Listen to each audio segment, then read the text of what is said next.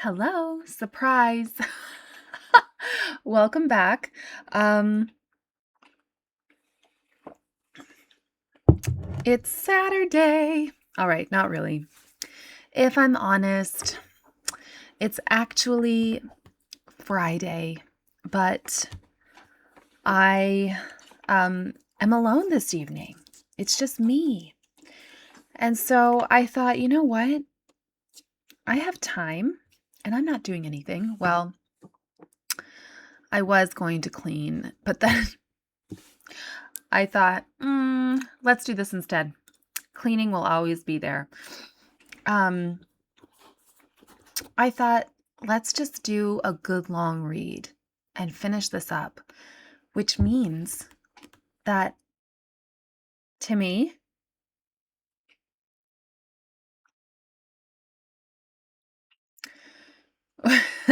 which means that Monday we can start right in on the Royals. Because wouldn't that be a nice way to start fresh next week? I think so, because it would be so great. We can finish this off. I'm going to post it on Saturday. I'll upload it and then I'll set it up so that it automatically posts tomorrow. And then what I will do is then we'll have Silver Screen Sunday, and then we'll start fresh new book on Monday. I mean, I think it's a great idea. I'm excited. Okay, well, let's dive in. Timothy, hold on just 1 second. He is a little bugger. Timmy, no, no, don't you do that. No. You always do something when I'm about to sit down, don't you?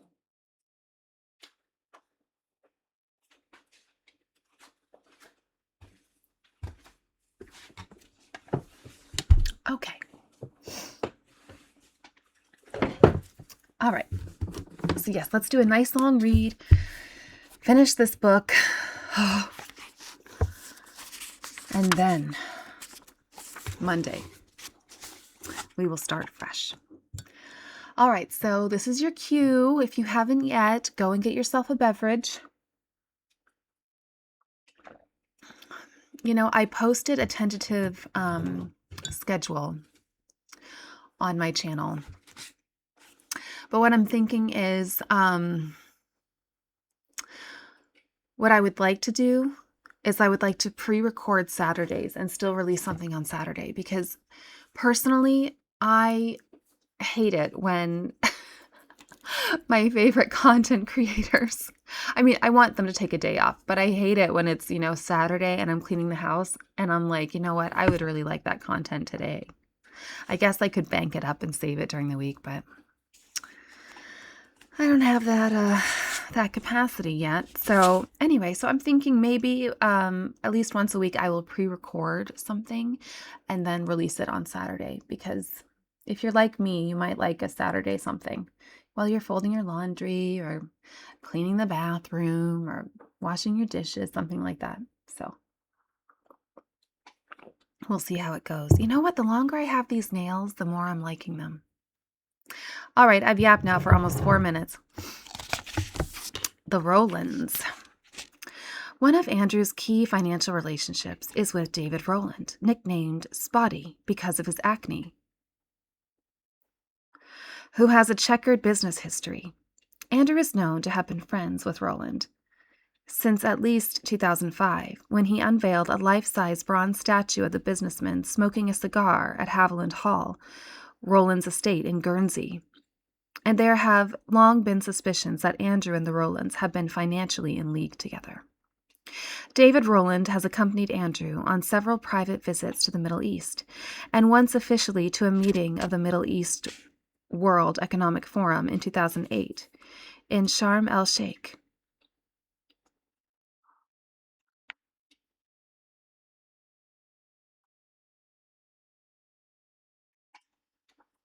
Oh, he's on to something else he's not supposed to do.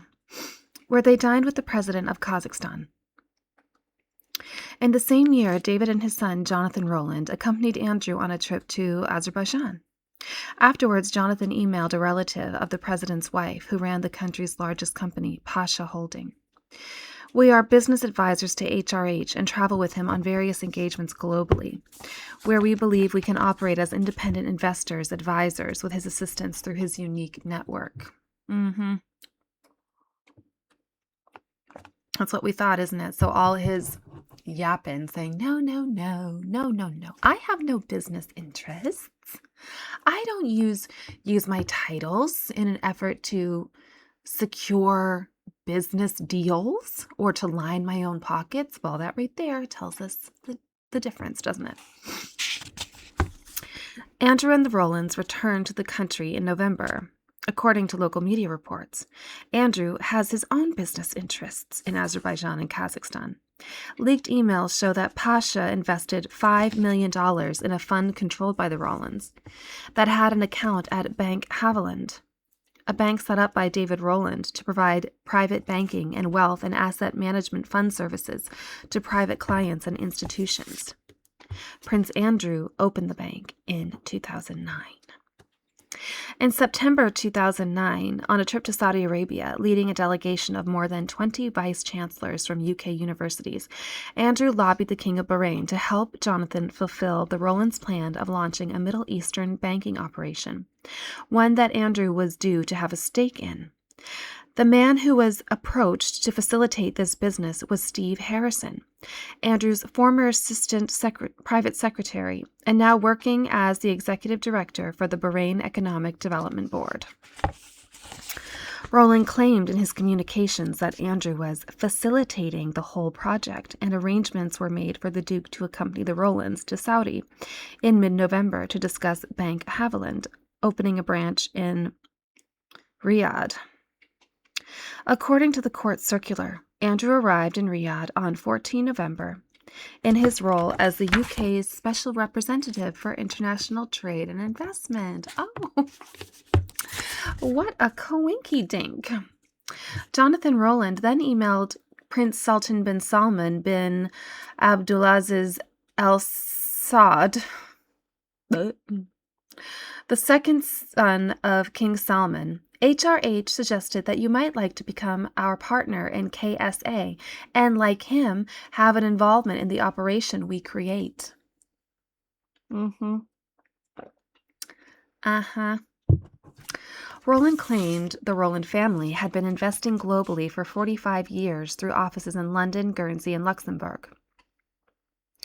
We advise HRH exclusively on all his business matters and travel with him regularly, and often act as intermediary between the British royal family and other families around the world, including royal families and heads of state.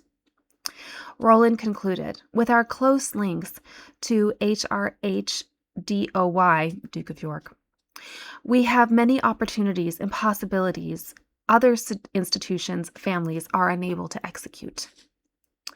Ahead of a visit to China in March 2010 to witness the signing of a $35 billion gas deal between BC Group, the British multinational oil and gas company, and the China National Overseas Oil Corporation, a huge state-owned oil firm, Andrew emailed Jonathan Rowland with an outline of his program, asking which events Rowland would like to attend. Rowland then suggested, is it Rowland or Rowland? I keep on slipping into Rowland. It's probably Rowland. Then suggested to Andrew's private secretary, Amanda Thirsk, that a meeting with Louis Chung, then president of the world's biggest insurance company, be inserted into the itinerary.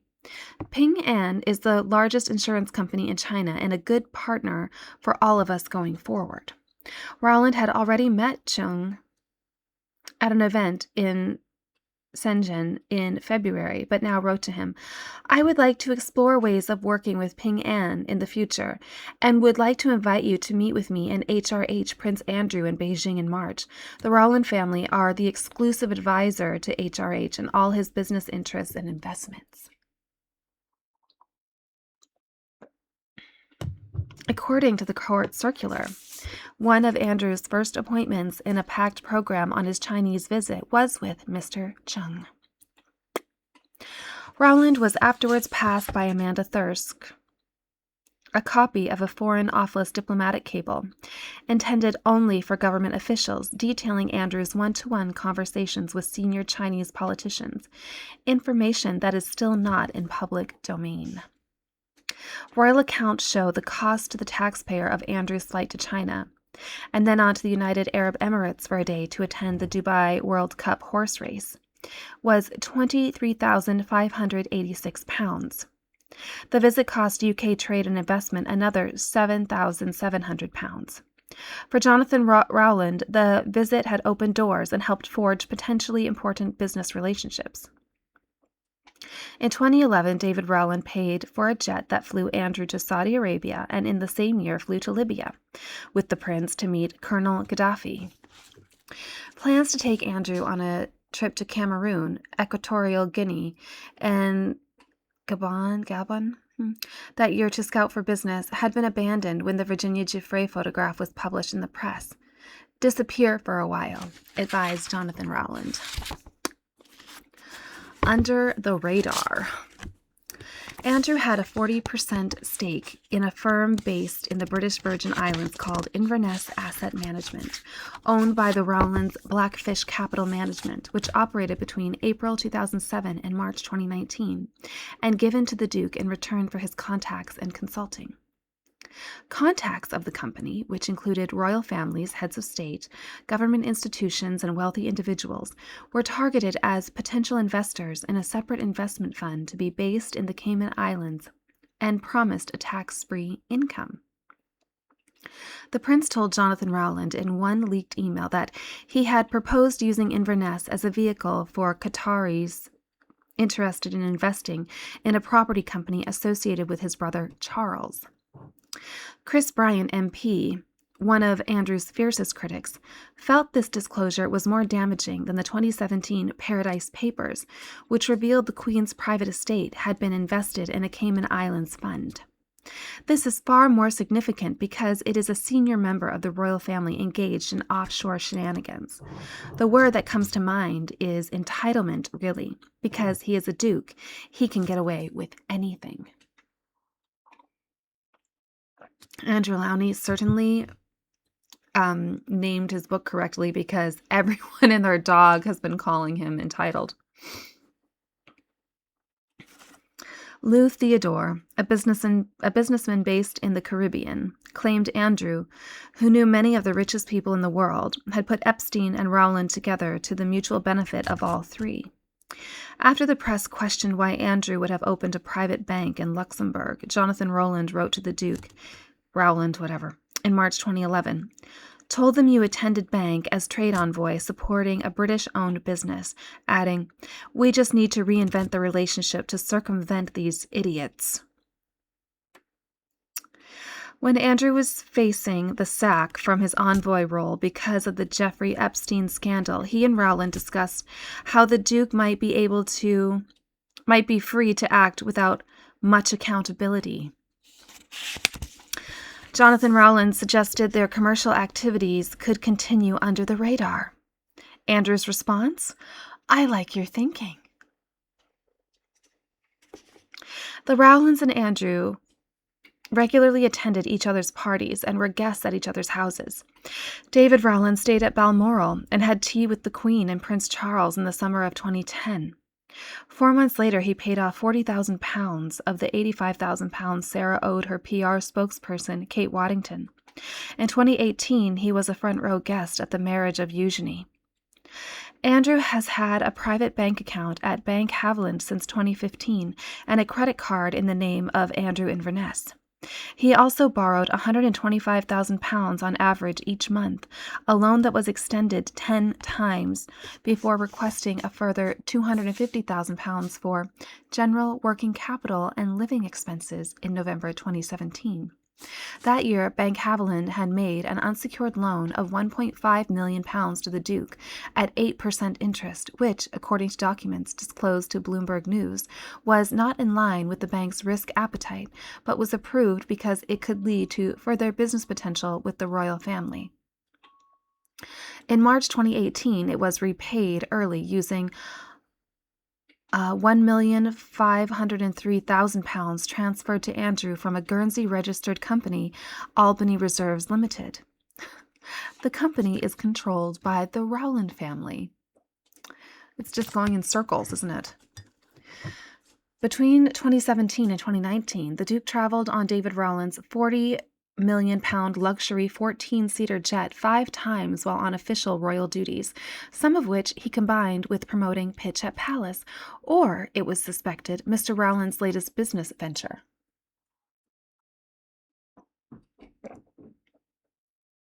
One flight in October 2018 was to open the headquarters of the Anglo Gulf Trade Bank in Abu Dhabi, a joint venture between AGTB Holdings, a Rowland family-controlled company, and Abu Dhabi's Mubadala Investment Company.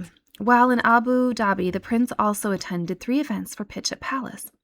Buckingham Palace refused to say who funded the flights, costing up to £7,600 an hour, which royals had used the jet, or who had met the security bill. In 2018, the bank was fined £4 million by the Luxembourg regulator for not having safeguards in place to protect against money laundering, one of the biggest fines it had ever levied. And a criminal probe opened. Prosecutors in Luxembourg in 2020 also looked at the bank's relationship with the political elite in Azerbaijan. More recently, Bank Haviland was fined £10 million after being involved in an alleged global plot to ruin the oil-rich state of Qatar by manipulating financial markets. In August 2024, the European Central Bank withdrew the operating license of Luxembourg's Bank Haviland, ending the bank's ability to trade in most of Europe. Buckingham Palace's code of conduct states that members of the royal family should not accept a gift that would or might appear to place them under any obligation to the donor. Gifts offered by commercial enterprises in the UK should normally be declined, and they should never accept gifts of money or money equivalent in connection with an official engagement or duty. Nigel Mills, a Tory member of the Public Accounts Committee, demanded a parliamentary inquiry into Andrew's activities. He clearly was never fit to hold that office. Anyone in public life knows these rules about separating your own interests from those of the job you are doing. What he is doing here isn't even close to the line. It's a million miles over it. The Mail on Sunday, after its 2019 investigation, approached Buckingham Palace with the results, detailing 24 questions for the Duke. 6 days later, the palace issued the following statement. The Duke was the UK's special representative for international trade and investment between 2001 and July 2011. And at that time, the aim, and that of his office, was to promote Britain and British interests overseas, not the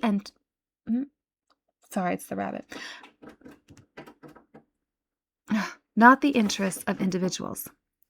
The Duke did not provide a comment for publication, and the Rowlands declined to comment for legal reasons.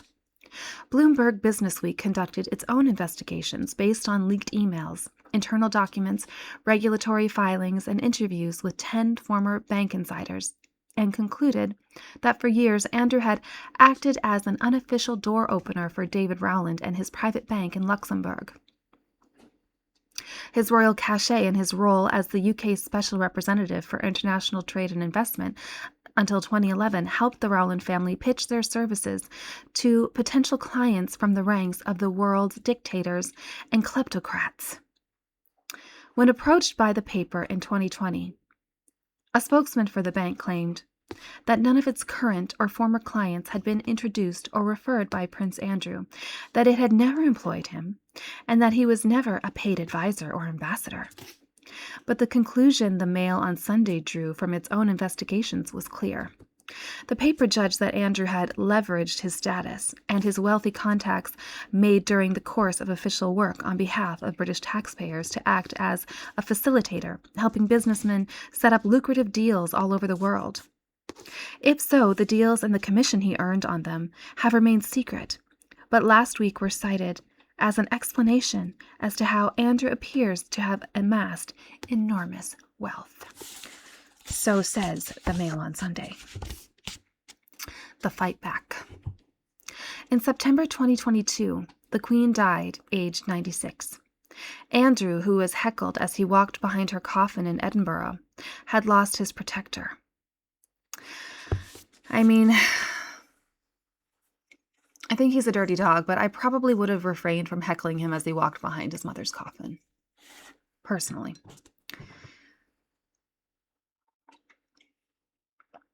However, his advisors, emboldened by Virginia Giuffre's withdrawal of her case against the lawyer Alan Dershowitz,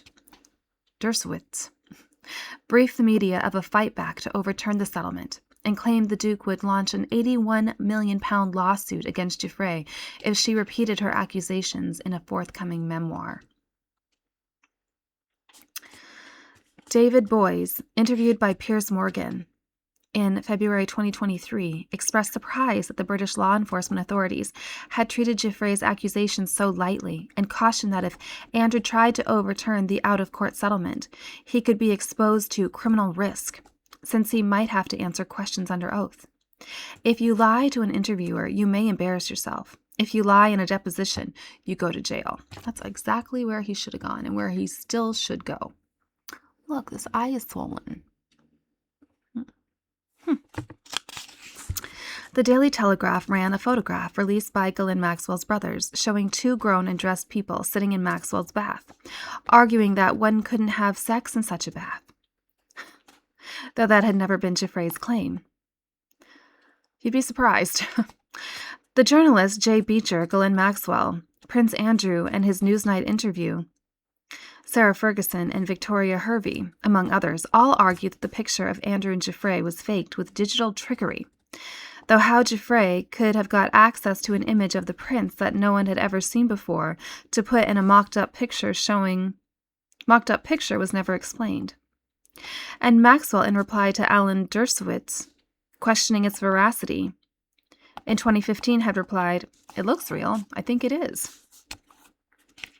One defender went so far as to claim it had been pieced together using a photo with an Irish guy dating one of Epstein's victims taken at Naomi Campbell's birthday party on board a yacht in Saint-Tropez in May 2001, in which Virginia can be seen wearing the same white tank top and patterned jeans. For all attempts to discredit it, the evidence for the authenticity of the photo is overwhelming.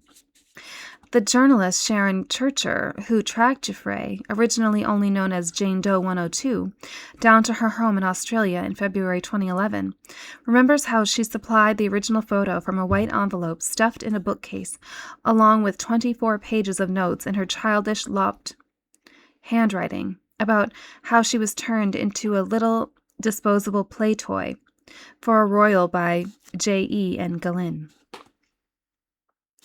The photographer Michael Thomas, who accompanied Churcher to Australia, is in no doubt the photograph was genuine. It wasn't like she pulled the photo of Prince Andrew out. It was in amongst the rest of them. They were just typical teenage snaps. There's no way that photo is fake. It is confirmed by Joel Van Himmel, a Florida-based photographic expert and court witness, and a well-known U.S. digital forensic expert, Brian Neumeister. U.S. Berkeley academic Hani Farid, a professor of digital forensics and image analysis, said the light and shadows in the image showed no inconsistencies nor obvious signs that the photograph was doctored. Experts have said it would be virtually impossible to doctor an ordinary printed photograph developed at a 1-hour photo lab. A date stamp on the back of the photo shows that it was developed on 13 March 2001, 3 days after Virginia Giuffre was forced to have sex with Andrew, at a branch of Walgreens, a 2-minute drive from her former home in West Palm Beach. Carolyn Adriano, a friend of Giuffre and another Epstein victim, and Giuffre's ex-boyfriend, Tony Figueroa, confirmed they saw the picture in 2001, as does Giuffre's father, Sky Roberts. Is Sky Roberts in jail like he should be? One mystery is that a redacted court document shows that Giuffre gave 20 photographs to the FBI in 2011, which were scanned front and back, but there were only 19 shown in a public record of the meeting. The FBI gave sequential reference numbers to both the front and back of each photograph, but 2 reference numbers, 039569431 and 039569432, are missing. They are from the Andrew picture. Not surprising. I mean, haven't we known for a long time that the FBI is crooked? Ugh. A most intriguing lady. The Duchess was back in the publishing world. Asked on Royal Central, "Do you imagine yourself writing another memoir at some point?" She replied, "Yes, I do. Watch this space." Just wait until I mess my life up a little bit more, and then I'll get back on track and write a memoir about it. In March 2023, her second historical novel, A Most Intriguing Lady, later A Woman of Intrigue, again co-written by Marguerite Kay and featuring Lady Mary Montagu Douglas Scott, was published. I gotta read one of those. You know, like, I won't read it aloud to you because I don't want to torture you, but maybe I'll read it and then do like a little review. I could, highlight my favorite portions and read those portions to you. Watch this space. On the strength of endorsements from Adele Parks, Jeffrey Archer, Julian Fellows, really, Julian Fellows? And Joan Collins. Julian Fellows is the creator of Downton Abbey, isn't he?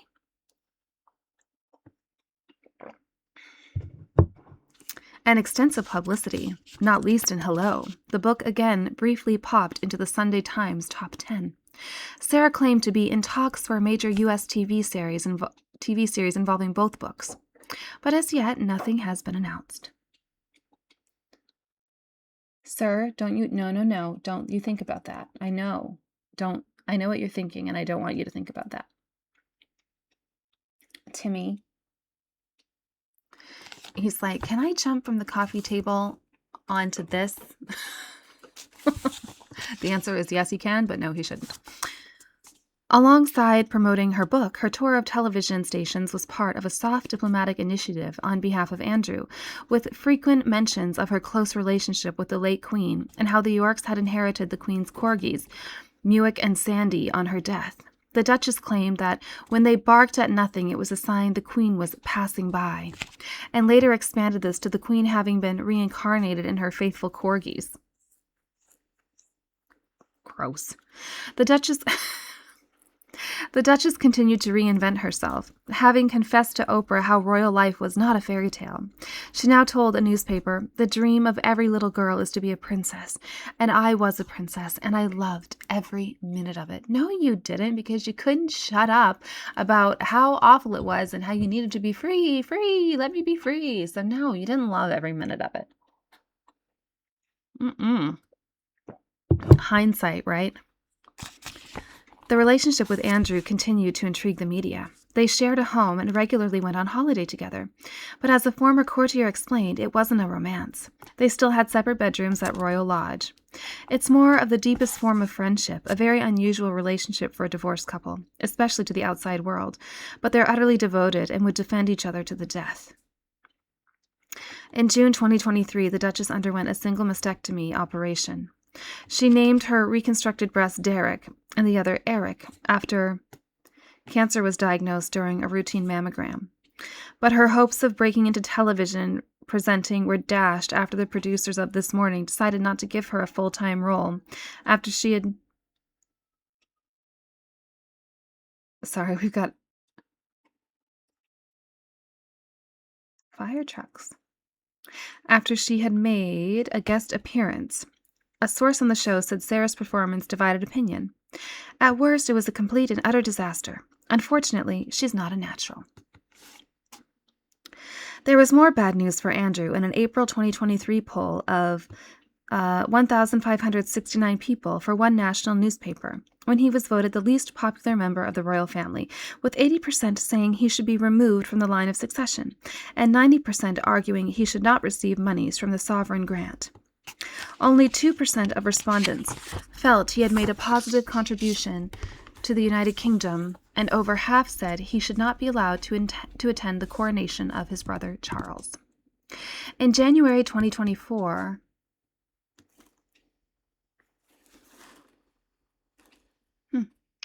sounds like they're coming here. 10 days after Andrew had walked with the rest of the royal family to church at Sandringham, the first time in 4 years, 943 further Epstein court papers were unsealed by the Southern District Court of New York. They mentioned Andrew 67 times, revealed that he spoke to Epstein once a week, and included claims from Virginia Giuffre that she had been told to have intercourse with Prince Andrew 3 times, including an orgy on Little St. James. In a further deposition of documents, Epstein himself pleaded the Fifth Amendment to almost every question put to him, including whether he had paid Giuffre to have sex with Andrew, Andrew's sexual preferences, and whether he had blackmailed the prince. One newspaper editorial said it all. For the sake of the monarchy's future, Charles must set aside fraternal feelings and consider banishing his brother from the firm once and for all. The story continued to be played out throughout 2024 with a Netflix drama of the Prince Andrew interview, Scoop, starring Rufus Sewell as the Duke, shown on British television in April, and a 3-part series on Amazon Prime, A Very Royal Scandal, with Michael Sheen the following September. Andrew's security and its cost became an increasing bone of contention. Should a non-working royal be protected at public expense? Was there a legitimate threat? In April 2021, a Spanish woman, calling herself Irene Windsor, had been arrested at Royal Lodge, claiming to be there for a lunch appointment. Arriving by taxi, for which she insisted the guards pay, she had been allowed to wander the gardens for 20 minutes before entering the house, saying she was engaged to the Duke and had flown from Spain to marry him. She was later sectioned. This lapse in protection was the consequence of years of Andrew being secretive about his female visitors, refusing to sign them in or even identify them. But his security costs, which many taxpayers objected to covering, were to prove his Achilles heel. The Battle of Royal Lodge, with press leaks that the king was keen to remove Andrew from his £30 million Windsor home by threatening to remove funding, not least his £3 million a year security costs and the alleged £249,000 annual income from the Duchy of Lancaster that the Queen had provided, started in February 2023 and was to continue to play out over the coming months and years. Charles felt the optics did not look good for a non-working and discredited royal to live in such luxury for a weekly rent of £250. But Andrew had signed a 75-year lease for £1 million in 2003 from the Crown Estate, and, while he fulfilled its stipulations in terms of renovation and upkeep, it was impossible for the king to evict him. The king did, however, refuse to pay an annual £32,000 bill previously paid by the Queen for Andrew's Indian healer, a yogi who treated him with chanting, massages, and holistic therapy, and who often came to live at Royal Lodge for up to a month at a time. Eventually, in 2024, the king withdrew any financial support and insisted Andrew fund his own security. It was press investigations into how Andrew was now funding himself that were to bring the next crisis. Goodness.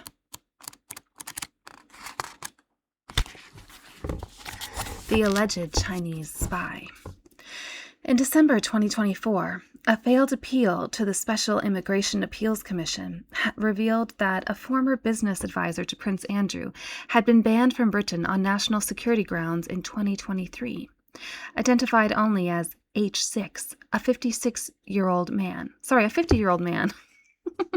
Okay, I got to stop trying to rush because I'm adding words. My eyes are jumping back, and I'm adding things from past. They're jumping all over the place. The 50-year-old man, who was sufficiently close to have been invited to Andrew's 60th birthday party at Royal Lodge, and had been to Buckingham Palace, St. James's Palace, and Windsor Castle, had been authorized to act on the Duke's behalf to seek investors in China. It was now disclosed that he was a member of the Chinese Communist Party and had been working for its United Front Work Department, which gathers intelligence. The man's phone had shown that he had been authorized by Andrew to set up an international financial initiative known as the Eurasia Fund to engage with potential partners and investors in China. It also included a letter from Dominic Hampshire, an advisor to the Duke and the sole director of Wenzel's set up as a trust fund for Beatrice and Eugenie, telling H6 that outside of his closest internal confidants, you sit at the very top of a tree that many, many people would like to be on. Let's chop it down. The letter added, under your guidance, we found a way to get the relevant people unnoticed in and out of the House of Windsor. Oh my Lord. That is wild. Judge Charles Bourne, in his ruling, said that the individual had won a significant degree, one could say an unusual degree, of trust from a senior member of the royal family who was prepared to enter into business activities with him. It is obvious that the pressures on the Duke could make him vulnerable to the misuse of that sort of influence. A document found on the alleged spy's phone said Andrew was in a desperate situation and will grab on to anything. The revelation prompted journalists to look again at Andrew's activities as special representative and with Pitch at Palace, not least in China, and question a statement from Sir Michael Stevens, keeper of the Privy Purse, that monies that Andrew had said would support him at Royal Lodge came from a legitimate source. It was quickly clear to commentators that H6 was Chris Yang Tenbu, who had been responsible for setting up Pitch at Palace in China. This raised various concerns. What secrets or contacts that Andrew had been privy to had been passed on to Chinese authorities? Had Chinese investors obtained exclusive access to cutting-edge startups involved in metal alloys for aerospace, energy technology, and genetics testing? Had Andrew been monetizing Pitch, started as a not-for-profit, for his own personal enrichment, and had trips to China paid for by the taxpayer supported these earnings? Looking at the accounts for Pitch, a great deal of money had been paid into accounts just as the Chinese operations started. The Duke of York's office issued a statement that on government advice he had ceased all contacts with the individual after concerns were raised, but it was reported that MI5 were investigating the Chinese monies paid to Pitch, and Andrew had listed Buckingham Palace as the address for the Chinese arm of Pitch until 2023, despite instructions to stop in 2019. FBI agents looking into Andrew's friendship with Jeffrey Epstein discovered that MI6 had a file on the financier with many references to Andrew. It further emerged that Andrew had been given preferential treatment to open an account with the Bank of China in 2008, enabling him to receive payments for business deals outside the scrutiny of British authorities. Court papers revealed that China's ambassador to London, Zhang Zheguang, regarded Andrew as a valuable communication channel that the prince planned to raise $3 billion of international financing for the Eurasia Fund, aligned with China's Belt and Road Initiative, with $50 million from the leaders of Abu Dhabi and Bahrain, and that the Duke's representative, Dominic Hampshire, had in March 2020 been in contact with Yang directly or indirectly on an almost daily basis for what is now just over 5 months. Prince Andrew had suggested creating a royal institute to develop closer ties with Beijing, a report on his behalf arguing, the royal family, being above party politics and unaffected by election cycles, can pursue long-term visions and exert stable, enduring influence. After the media outcry, Andrew excused himself and his ex-wife from a family Christmas lunch at Buckingham Palace and the annual gathering of the royal family at Sandringham. The person credited with being responsible for persuading him to drop out was Sarah, who it was argued now occupied an important role as mediator between him and the king. Yang Tenbu was not the first alleged international spy Andrew had been associated with. It's been going on for years, said Alana, a longtime associate of the Duke. She explained that he had no idea how he was being set up with spies. inveigling their way into his circle as wealthy businessmen, most notably a tall, stunning blonde who had dyed her hair red, part of a Russian spy ring operating in Britain. She had seduced him in the penthouse of a Knightsbridge hotel, loaning him £25,000 interest-free so that he could pay for one daughter's trip to Switzerland, and buying him a brand-new MacBook Pro that had been bugged with an electronic eavesdropping device so that she got access to everything he was up to. I'm so baffled, like, who he is as a man. Because, like, if I try to buy my boyfriend something, like, he gets kind of upset. Like, he is very traditional. And he's like, it's the man's job to provide that stuff. Like, he's always like, you have expenses and you have things and you look after a family, so you don't need to spend money on me. You don't need to buy me things, like, period,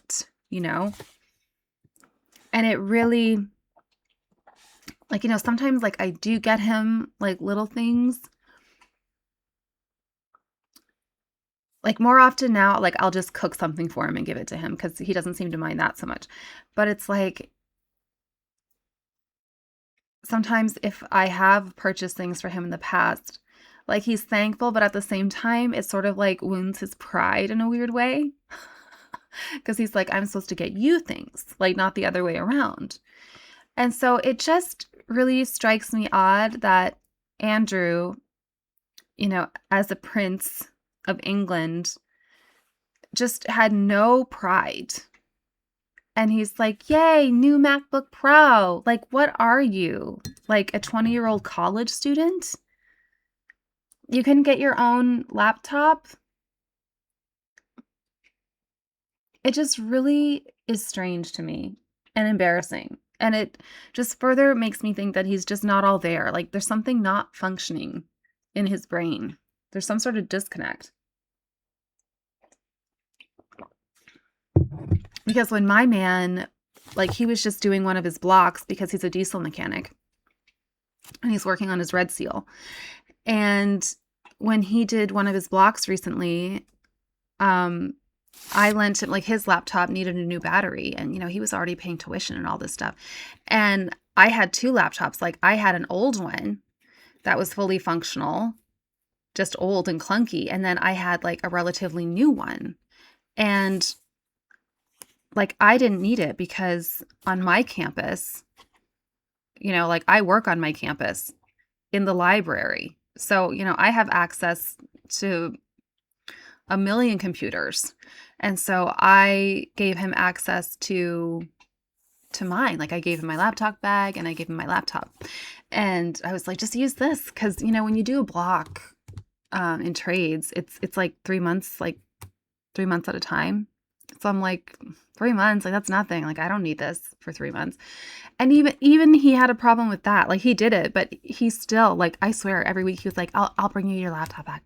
I'll give it back. And I'm like, well, you shut up. Like, just use it. Anyway, so I'm just yapping and just drawing instances from my own life just to say, like, and my man is like a blue collar working class guy, and he has that much pride where he's like, I need to provide for myself. Meanwhile, Andrew's this prince and he's like, sure, girl, I just met. Give me a laptop. Like, hello? Anyway. Me. The family firm. I probably already said that. The cancer. Wait, did I already? Yep, okay. The cancer battles of the King and Princess of Wales and their stepping back from royal duties in 2024 raised questions again about the problems of a slimmed-down monarchy. It also, like, I felt so much, and I still do, for William, because, like, your two bedrocks, like, your two anchors, your wife and your father are ill. The two people that he probably depends on the most. and the fear of losing both of them. Like, if I lose my father, and then the role he's going to have to step into, and the idea that he might have to step into that without his wife and the mother of his children, terrifying. Okay. It also provided an opportunity for the PR firms behind Beatrice and Eugenie to remind the media about their availability as potential working royals. Eugenie seems to be awfully wrapped up in Middle Eastern affairs, doesn't she? I don't know about Beatrice, maybe her as well. Can't remember. They had already taken part in one Buckingham Palace garden party, and press reports began to circulate in the autumn of 2024 of their championing of various causes and becoming British unofficial cultural ambassadors, not least in the Middle East, where they had built useful networking contacts through their father. Well, that right there would send warning bells off in my head, like, okay. In 2023, Princess Eugenie had attended a dinner in Qatar hosted by Sheikha Al Mayasa, the sister of the country's emir, to celebrate the winners of a Fashion Trust Arabia Prize, and in 2024, she was in Doha for an art exhibition. Beatrice, now running her own business, BYEQ, on the benefits of AI, was in Saudi Arabia in April 2024 for a meeting of the World Economic Forum, and then in October for the Future Investment Initiative, which was described by Reuters news agency as an opportunity for attendees to forge relations with some of Saudi Arabia's biggest companies and its $925 billion sovereign wealth fund. The following month, she was in Abu Dhabi, first for a private conference hosted by the UAE Minister of Industry, Dr. Sultan Ahmed Al Jaber, and the next day for the ADIPEC exhibition and energy conference devoted to moving the world away from fossil fuels. The conference was organized by the Abu Dhabi National Oil Company and the UAE Energy Ministry under the patronage of Sheikh Mohammed bin Zayed, the president of the UAE. According to Jennifer Nana, the Gulf correspondent for Al Monitor, along with her sister Eugenie, Beatrice is now a regular at Saudi economic and investment conferences. Princess Beatrice represents a more modern and accessible face of the British monarchy that works for engagement in the Middle East. According to a former staff member, Andrew's entire family is deeply connected to the Middle East, and every member of his immediate family has profited. The Duke has made sure to include his family in some of his business deals with the richest people in countries like Saudi Arabia, Tunisia, Libya, and Dubai, people whose net worth runs into the hundreds of billions. Both Beatrice and Jeannie have deep ties to many Arab countries, said the source. They've done business there and are treated like dignitaries. Everything was arranged by their father, who made sure they got connected to the most powerful people in the Mideast. The press continued to speculate that Andrew might in future divide his time between Britain and a palace he has been gifted in Abu Dhabi, especially after sources close to the government of the United Arab Emirates told the Sunday Times that Beatrice's visit to the country had been partly cover for him, with an informed figure in British politics confiding, "He's looking at moving there permanently." And we've heard, even more so since he's been stripped of his titles, that might really be the case. Concerns, too, continue to be raised about Sarah's charitable activities and the balance between doing good works, enhancing her reputation as a humanitarian, and developing useful business and social contacts. Man, they're just always like wheeling, dealing. Like, that must be so exhausting. My head is spinning. I can't imagine living it. Like, you got this bank account here, you got this here, you borrowed this, you got this. Like, what a gross way to live. Oh, better to live simply, you know? Ugh.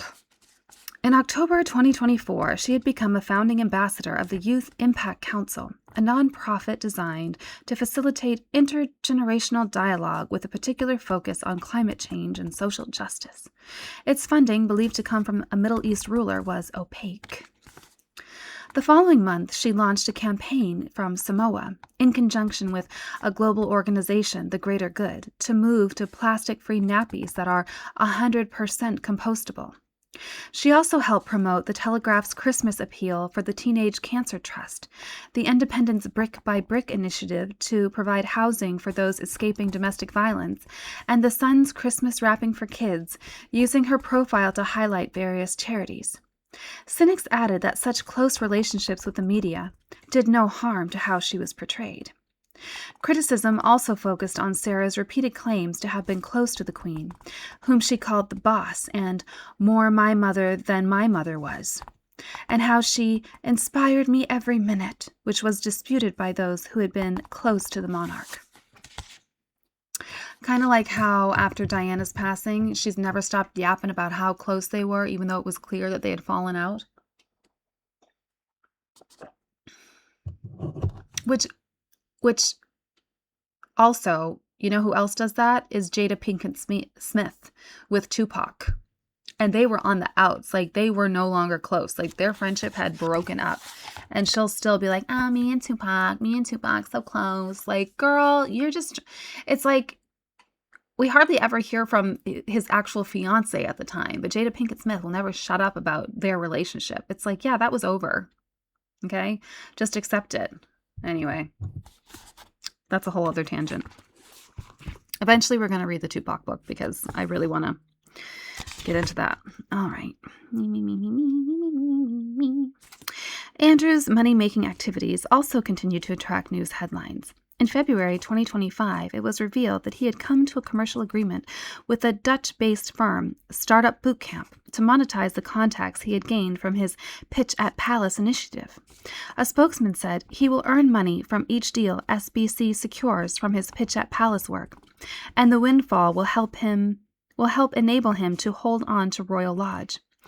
It is a way of exploiting the enviable business links he has secured over the years. The news came shortly after King Charles ended his £1 million annual grant to his brother. SBC, which describes itself as one of the largest emerging technology investors in the world, with a total portfolio of 6.5 billion euros, had staged the Future World event in Japan, attended by Princess Eugenie the previous November. By March, however, the deal appeared to have mysteriously unraveled.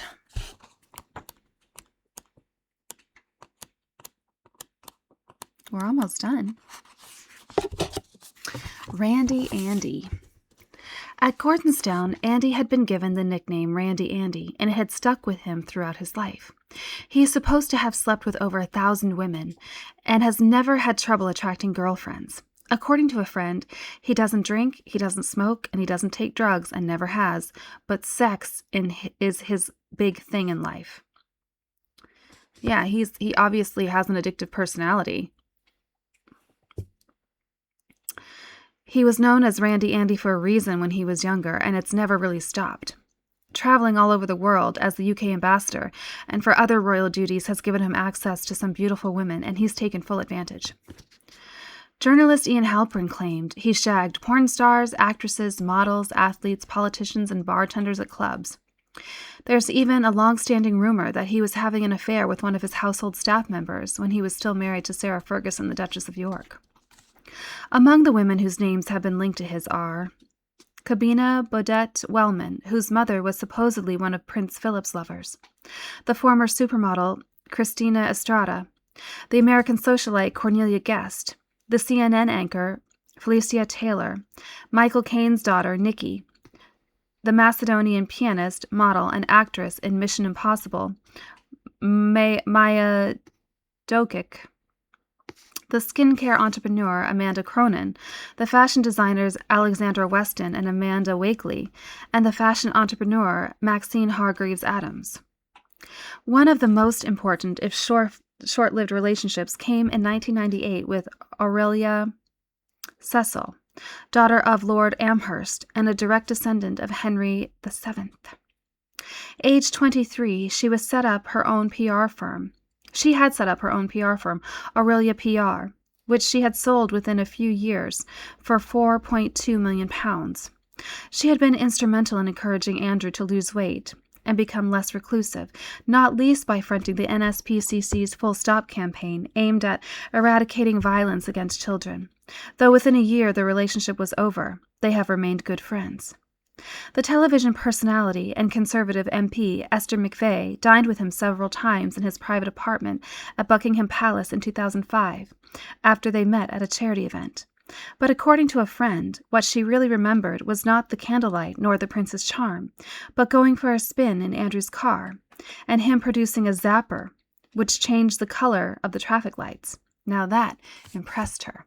I wouldn't mind one of those myself. In August 2010, he was photographed on a 154-foot yacht off the coast of Sardinia, owned by an Egyptian millionaire friend, having sun cream rubbed on him by a 25-year-old Spanish-Filipino model, Alexandra Escat, named the Toddy on the Yachty. She denied any romance, saying they had been talking about military history. Oh, sure you were. He had asked her, which country do you think England has been at war with for the longest total duration over the years? France, Germany, or the United States? He claimed the answer was the United States. Shouldn't it be France? Right? I don't know. 4 years later, the press reported the Duke entertaining the swimwear model Monica Jasic, known as the Croatian sensation, first on his 54th birthday at the Italian restaurant Cassoni, then 2 days later at the Arts Club in Knightsbridge, and finally a few weeks later in a private room at the Royal Thames Yacht Club. After she posted a photograph on Twitter of what appeared to be a diamond engagement ring, his press agent was forced to deny the rumor. The following year, he had entertained Dara Tomanovich, a Canadian actress and model for Karl Lagerfeld and L'Oreal, in a royal box at Ascot. Jeffrey Epstein explained in a series of interviews in 2007 that Andrew was his closest friend in the world because we are very similar. We are both serial sex addicts. He's the only person I have met who is more obsessed with pussy than me. We have shared the same women. From the reports I've got back from them, he's the most perverted animal in the bedroom. He likes to engage in stuff that's even kinky to me. And I'm the king of kink. This sex addiction may have been triggered by his early sexual experiences. According to a source close to Andrew, he had his first sexual experience aged 8 and lost his virginity at 11 after a friend's father hired 2 escorts for the boys in a West End hotel. That is rape.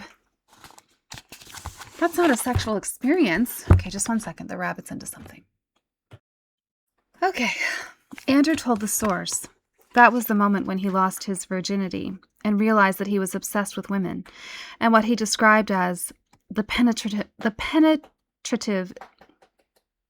experience. He admitted that his second sexual experience came before he turned 12, and when he was 13, he had already slept with more than a half dozen girls. I believe this might be the root of Andrew's problem, said the source. I think he was a victim of sexual abuse at a very young age. Yeah, no kidding. It explains why he spent most of his adult life at high risk of self-abuse, depression, and risky sexual encounters. It's the effects of sexual trauma at a very young age. That's 100% true.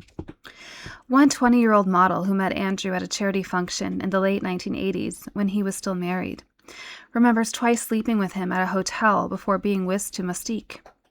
She realized how sex-obsessed he was. He wanted me to engage in kinky sexual activity, she said. He had no boundaries. He told me he had an open marriage arrangement with his wife. After returning to London, I never heard from him again. I felt like he had used me for a few days so he could live out his wildest fantasies. Malcolm Barker, who worked at Buckingham Palace, remembered how Andrew was forever dragging the worst bunch of tarts up to dine with his mother, each seeming to compete with the previous for lack of brains. The one characteristic of his girlfriends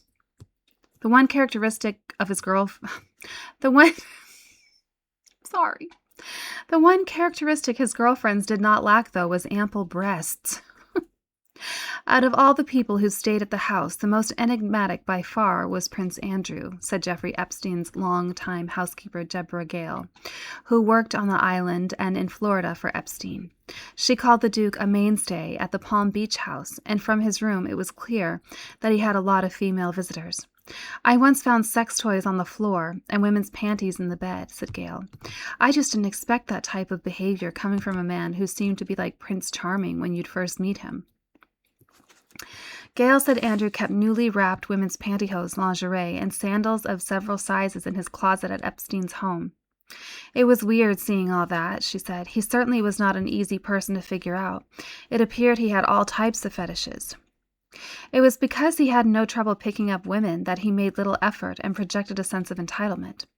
After one weekend guest at Sandringham asked, "What about the flowers and chalkies then?" she received a large box awash with pink tissue papers.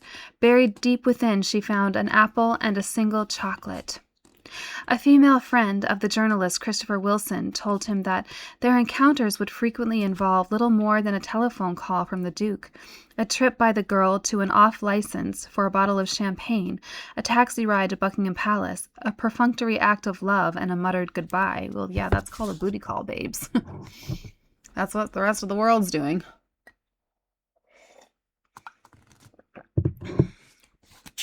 He's about as subtle as a hand grenade, according to one Lakefield contemporary. His favorite trick is to rub your knee under the table. It's pathetic. Another acquaintance tells the story of Andrew at a wedding asking a woman he had not met before for a dance. When she declined, he responded, "I suppose a blowjob is out of the question then." According to one former staff member, Andrew had a reputation among staff of being creepy and to be wary of him. One nanny left because he made unwelcome advances. When I started, the staff warned me to stay away from Andrew. My work was primarily with the Duchess, but Andrew was often in the house and would sometimes enter the staff quarters. There were a few incidents involving Andrew. It seemed everyone was aware of his behavior, but little was done about it. The employee added, "Staff gossiped all the time, but a tape device was found in a flower pot in the staff area, so it was difficult to speak after this." According to Emma Gruenbaum, a 34-year-old masseuse from the Wentworth Club, often booked by Andrew for massages at Royal Lodge, "It's always felt a bit sleazy and a bit odd, really. I felt he wanted more. It was very clear." The Duke insisted on being naked and, despite her objections, the massage taking place in his bedroom. He would try to hug her, ask her to stay and watch a film, ask her about her sex life. On one occasion, while she adjusted the massage table, he remarked, "Hey, nice arse. Do you take it up the arse?" That's sexual assault, actually. She remembered how, all the way through, he was talking about anal sex and making anal sex jokes.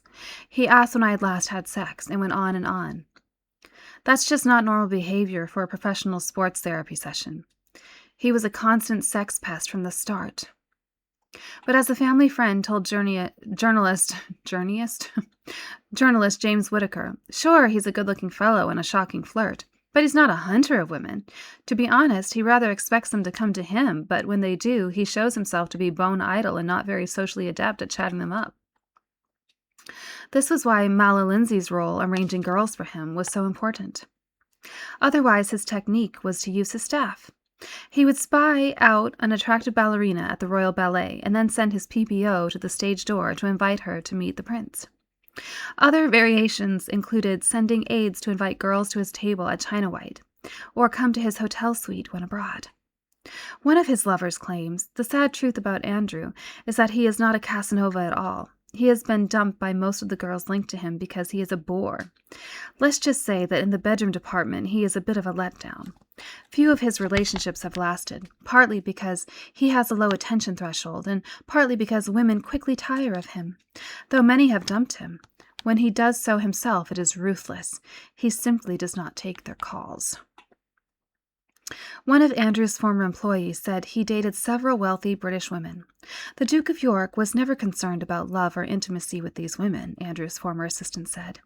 It was straight out of a buyer and seller type arrangement with them. He dated several of Britain's wealthiest women who were more than eager to pay him for his attention to them. For them, it was prestige. It was like driving a Rolls Royce or living in a castle. They threw money at Andrew for his services. So he's acting like an escort? A male escort? That's wild. All right, let's count how many little chapters we have left. I even hesitate to call them chapters because they're honestly like 2 pages long.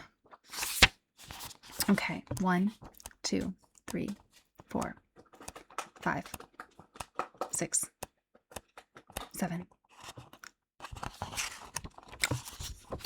All right, let's keep going.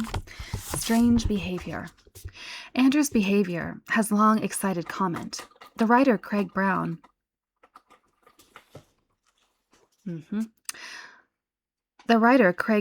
remembered encountering him at a large house party when Andrew was 17.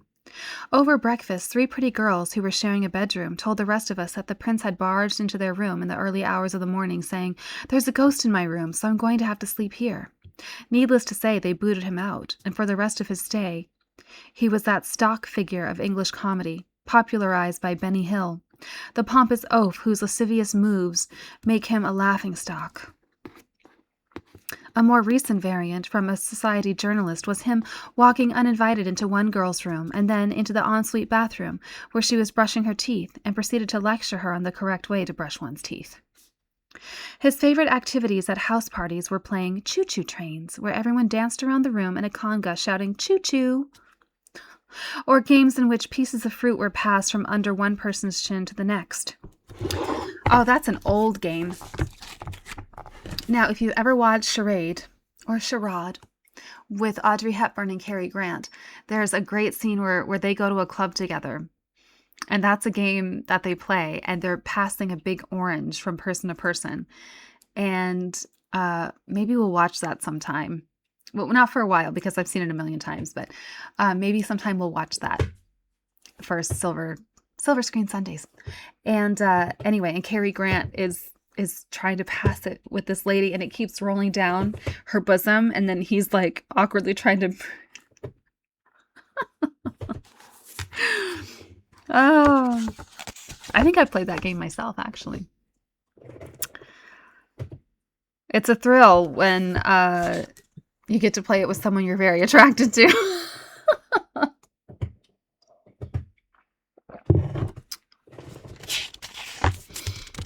Okay.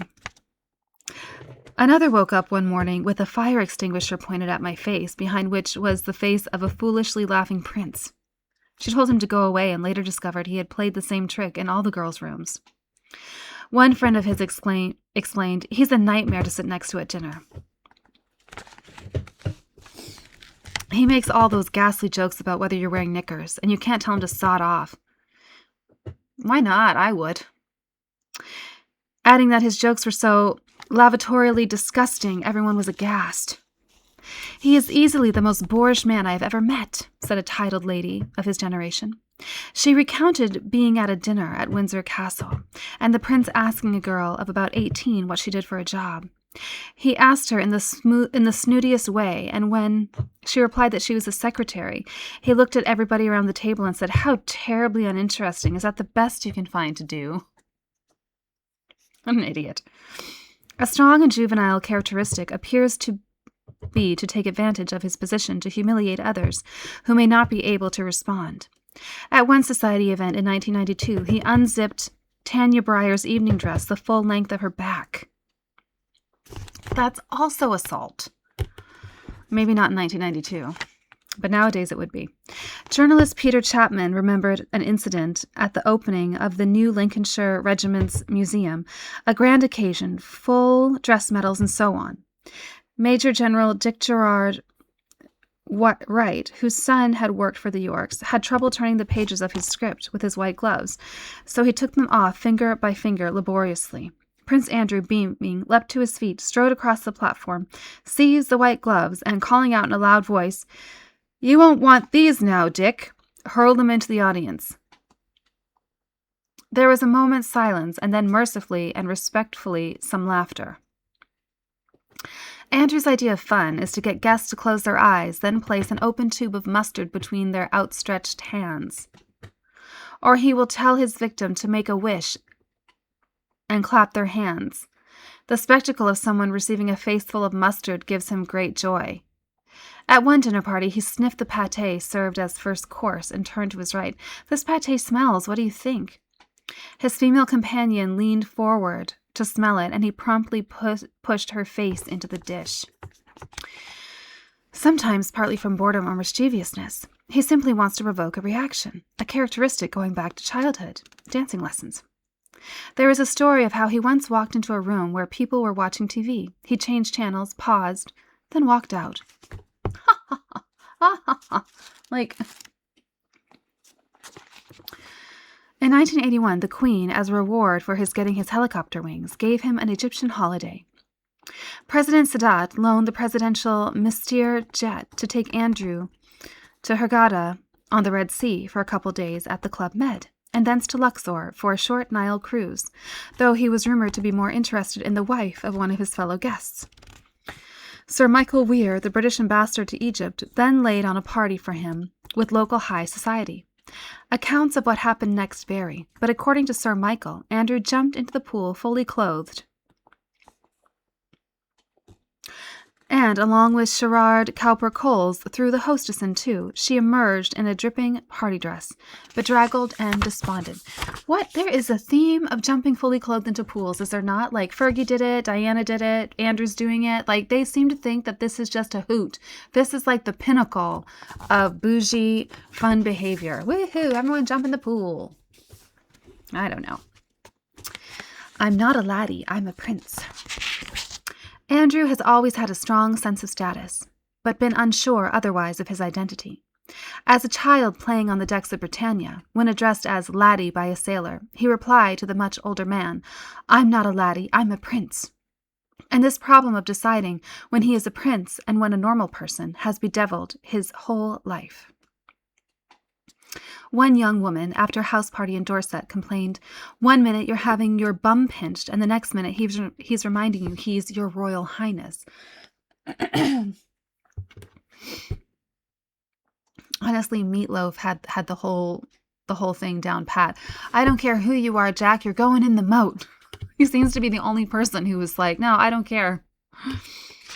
In 2014, the writer Gareth Russell interviewed David Anderson, head of the household at Hillsborough Castle from 1984 to 2009, who remembered of Andrew that if people genuinely don't see him when he walks into a room, he's been known to clear his throat and say, "Let's try that again."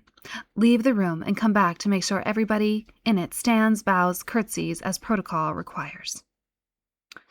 The Duke could also be very prickly with secretaries of state, who he felt showed him insufficient respect.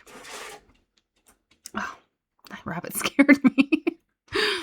In July 2005, after a heavy storm, Andrew gestured Anderson to a window and asked if there was any damage. "Yes, sir," responded Anderson. "The only major piece, unfortunately, is the tree which was planted by the Queen Mother."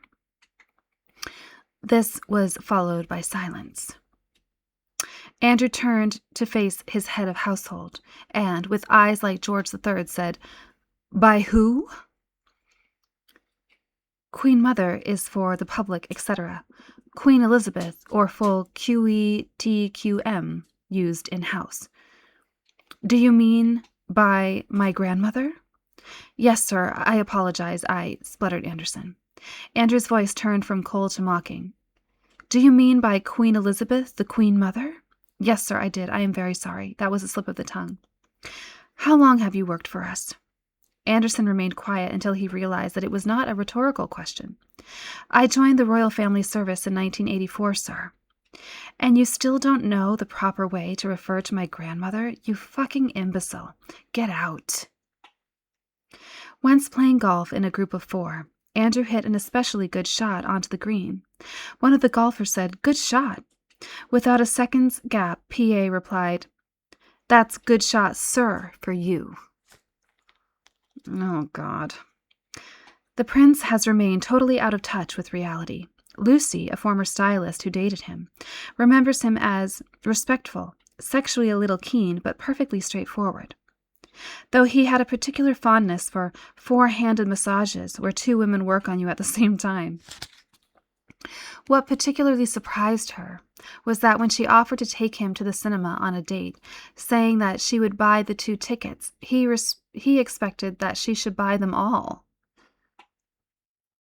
7 to include his security. She recalled how he always introduced himself to her friends as the Duke of York, even when we were dancing on tables at 2 in the morning at Momo. It struck me how impressed he was with who he is, or how impressed he wanted others to be. Every joke always ended with, "Because I'm the Duke of York." He tells the most pathetic jokes. He finds poo cushions funny. Prince Edward, after his then-girlfriend, Romy Adlington, had accepted an invitation to go duck shooting at Sandringham in 1983, warned her, "The bad news is that you might have to drive up with my brother." And so it proved, with Andrew joking about farting and asking her, "Don't you find they always smell worse when you do them in the bath?" He sounds like he's 6. A deeply unpleasant man. Okay, 1, 2, 3, 4, 5. Because Andrew has never been disciplined, he knows he can behave exactly as he wishes. A favorite game was to insist on driving himself, and then try and lose the backup protection car by speeding up the motorway and suddenly turning off onto a side road. His protection officers were called on to collect his golf balls after he had driven them down the fairway, and maids summoned from 4 floors below to open the curtains beside him.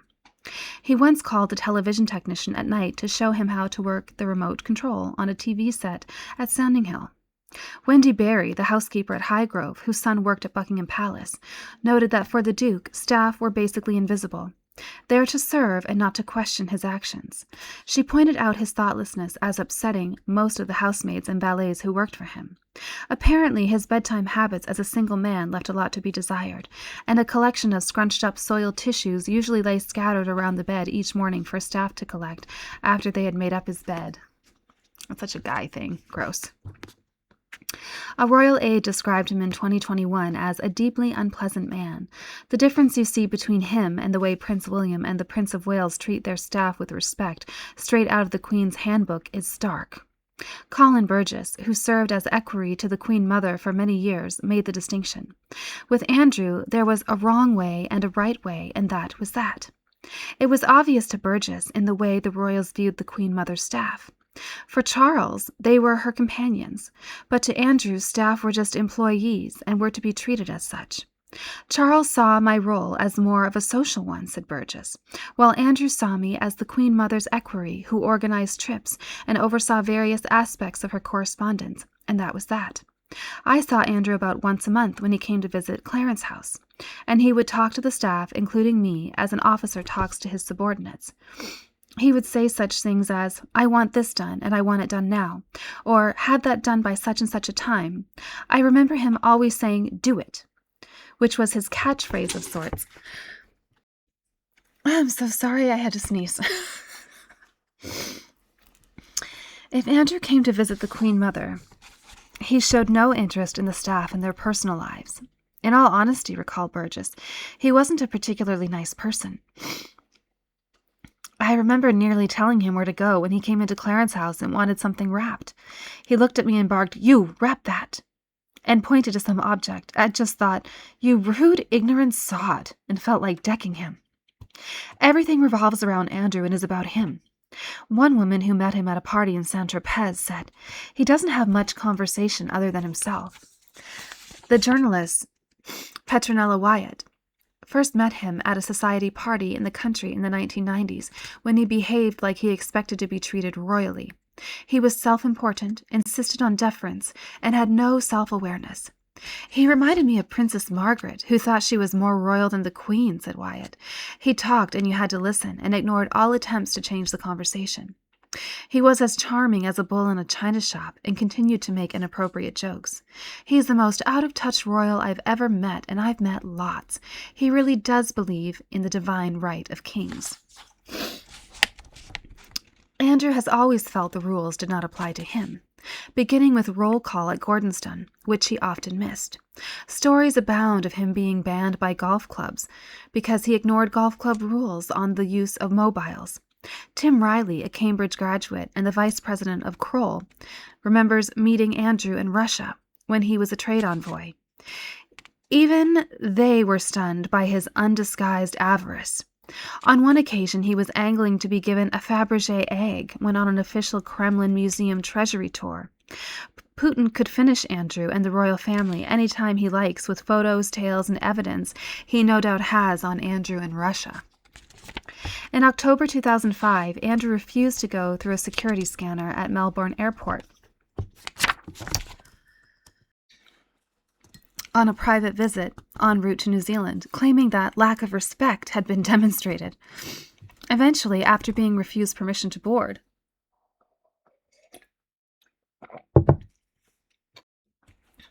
he agreed to be checked with a hand detector. It took 10 seconds. A security worker was quoted asking, "Who does he think he is? What a pompous prick.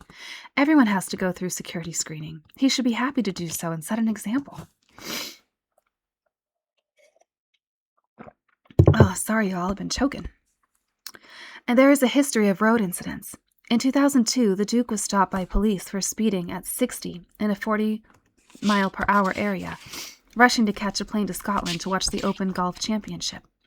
When stopped, he refused to get out of the car, leaving his protection officer to handle it. The offense carries a minimum fine of £60 and 3 penalty points, but Andrew was let off on the grounds that "I'm in a hurry." On another occasion, he had an accident driving his Range Rover near Borehamwood. His protection officer took the blame. In July 2009, the Windsor Park Lodge keeper signed a petition to the Queen complaining about Andrew speeding through Windsor Great Park in his Aston Martin, breaking the speed limit and forcing them to leap out of the way as he zooms past. Traveling to Royal Lodge in March 2016 with his 80,000-pound Range Rover, he found the gate sensor in Windsor Great Park broken. Instead of taking a mile detour, he rammed the gates open, causing thousands of pounds worth of damage. Money that ultimately came from the taxpayer. A formal complaint by Republic CEO Graham Smith to Thames Valley Police was dismissed on the grounds that it had been reported by someone involved in the alleged incident. A Windsor worker remarked, "He has a bit of a reputation for roaring around like Toad of Toad Hall." Yeah, I can see, except Toad is ultimately likable. Like, Toad has a good heart deep down. I love Win in the Willow, so I'm like, don't say anything about Toady. And seems to think he can do what he likes. In 2010, the Duke hit a policeman as he sped into Buckingham Palace. The uniformed officer suffered an arm injury and complained to his bosses, but nothing was done. In September 2013, 2 days after a trespasser was found in the staterooms, Andrew was mistaken for an intruder in the Buckingham Palace garden after going for an early evening walk. He was livid, admonishing the policeman, "Don't you know who I am?" Later releasing a sarcastic statement that he was grateful for their apology. Ken Wharf, personal bodyguard to Princess Diana and her 2 sons, was scathing after being evicted from his seat on a return flight from Balmoral so that Andrew could look out of the window. "Unlike the rest of his family, Andrew has always proven to be a very arrogant individual," said Wharf. "It's just in his nature, and anyone he comes across in policing or public service is certainly of a lower class than him. His manners are just awful, and his behavior and attitude, quite frankly, does not endear him to anybody."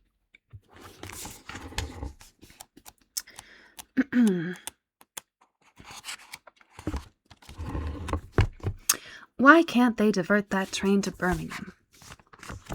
Playing in an exhibition match at the Belfry, the home of the PGA, in 1998, Andrew earned £30,000 for the Golf Foundation for a skillful drive on the difficult 10th hole, but then spoiled his feet on the next hole, where he hooked his drive into a bunker on the left of the fairway. According to one observer, he marched into the bunker, took a quick look at his ball, didn't fancy the lie, picked it up and threw it sideways onto a better one. Such an act called for at least 1 or possibly 2 strokes penalty, but nobody said anything, and no one wanted to call out the Queen's second son, least of all the rules official. "In a space of 2 holes," said the observer, to many in the crowd who witnessed this brazen cheat, Prince Andrew went from hero to zero. The golf official has encountered Andrew several times. On one occasion, playing in a Golf Foundation Pro-Am, Andrew decided to call the club steward. The conversation with the steward, who did not know the identity of the caller, went something like this. Andrew, can you sort out a private room and a prawn salad? Steward, no, sorry, we've got a big do on today. Andrew, don't you realize I'm Prince Andrew? Steward, yes, sir, and I'm the Queen of Sheba. On another occasion, Andrew arrived late to a golf event in Buckinghamshire, and not in a great mood. He proceeded to charge along the line at a speed which was just short of being rude. He was then presented with a sheet of paper with the starting times for the following day. The Lord Lieutenant of Bucks had said a few words of welcome, but received no response from the Duke. Andrew began to read the paper he'd been given and continued to say nothing. The room was in absolute silence and stayed that way for probably only several minutes, but it seemed like hours. It felt as if the whole room of middle-aged men had been paralyzed, said the source. Meanwhile, Andrew continued to read this A4 sheet of paper on which I doubt he knew a single name. At the conclusion of his power play, he simply handed back the paper and suggested we go through for dinner. The comedian Katie Brand has a story from a friend of Andrew's who once had a lift in his chauffeured car with police escort from Buckingham Palace to Canary Wharf. With all the traffic stopped, the journey took under 8 minutes. The friend asked Andrew if he felt embarrassed that everything had to stop for him. Oh no, people are very good about it. They don't seem to mind at all. A diplomat tasked with taking Andrew to various locations in Qatar remembers how, after spending a day together, Andrew then reintroduced himself to the diplomat at dinner. Pardon me. He clearly hadn't even looked at him once. One day a train taking the Duke to Birmingham was cancelled, and he was told he could wait in the VIP lounge for the hour until the next one departed. He was furious, venting his rage at his equerry Rupert Maitland Titterton. Why can't they organize another train? He flicked his hand and shouted, That train over there, for example. Why can't they divert that train to Birmingham? Another time, Andrew asked to have lunch with Boris Johnson when he was mayor of London, turning up with a list of things he wanted to talk about. Darren Johnson, a colleague of the mayor, remembered how the Duke wanted to redesign traffic lights with fewer of them, with fewer red lights. He thought the whole of Battersea Power Station should be demolished, and that incorporating the towers, though listed, was putting off developers. He felt the Queen Elizabeth Centre was too small and not fit for purpose. Boris Johnson responded, Well, if it's too small, it's your mum's fault. Andrew responded by sticking his tongue out at Boris. It was the most bizarre meeting I have ever had in my 16 years at City Hall. He hadn't been briefed, and they just seemed issues he had picked up driving around London. After Andrew was escorted from the lunch, Boris turned to Darren Johnson. I'm the last person to be a Republican, but fuck, if I ever have to spend another lunch like that, I soon will be. After the Department of Trade and Industry decided that Andrew should become an ambassador for the British fashion industry, why in the world, he was invited to a briefing by fashion editors at Vogue House. The Duke was in gung-ho mood and suggested he ask them a question. Nicholas Coleridge recounts what happened.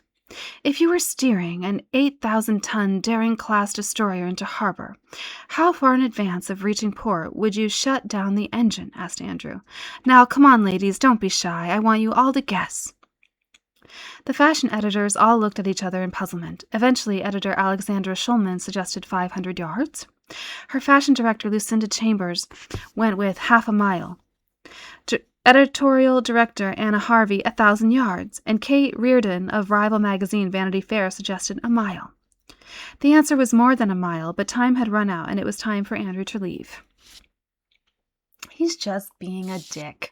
He's just being that patronizing guy that's like, let me ask you a question you don't know the answer to so that I can feel like big man on campus and make you feel stupid. And then I can treat you like you're stupid because you didn't know something about a field in which you have absolutely no relevance. I hate it when people do that. It's like, sorry, am I supposed to feel stupid for something that I have never been trained in and never studied? Well, sorry to disappoint you, but I'm not going to feel stupid. A soldier who was part of the Royal Guard at Balmoral in the late 90s for 3 months also assisted the Gillies. He remembers Prince Andrew turning up one day with a tall blonde actress, acting like a complete idiot trying to be flirtatious. When the prince saw a frog on the ground, he turned to the female guest and said, "Oh, don't go kissing that frog, dear. We don't want any more princes running around here." And started, oh my goodness, and started maniacally laughing at his own crude joke. Well, it's not that crude of a joke. It's just stupid. And you know what? If someone who is likable, like if a prince who is likable, if Prince Charles told that joke, you'd manage to chuckle and you would think it was cute. I don't think it's anything wrong with the joke. It's something wrong with the person delivering it. The Gillies' feelings were clear. I saw him multiple times throughout that 3 months, and he was just an obnoxious wanker. Harry Beaufort, 12th Duke of Beaufort, or Beaufort, was not much impressed by Prince Andrew, finding him dull and appearing to assume we were interested in the quantum mechanics of golf club design or detailed technical aspects of his work in the Navy. He peppered his heavy-handed attempts at humor, followed by guffaws of laughter with some very bland stories about Mother. The wife of a former naval colleague remembered Andrew having basically few social skills. All he could talk about was how you could tell the difference between a real Rolex and a fake. Timmy? The fake ticks, the real one swishes. I will never forget that, she recalled. She found Andrew cocky at times, yet insecure around ordinary people who were superior to him. An uncomplicated man whose mobile ringtone was once the theme to 24. Jack Bauer is a man with no boundaries, no limits. Andrew is awkward in company, finds it hard to relate to people, and has few friends.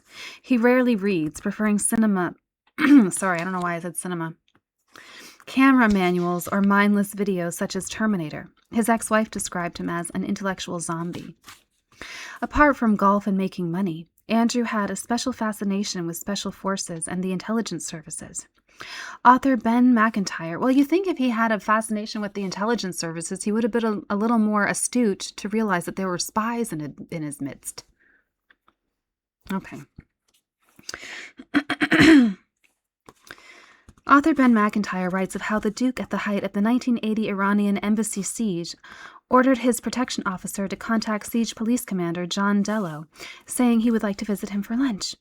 According to McIntyre, the last thing Dello needed at this delicate moment was a princeling and his entourage in the building standing around asking questions and eating sandwiches.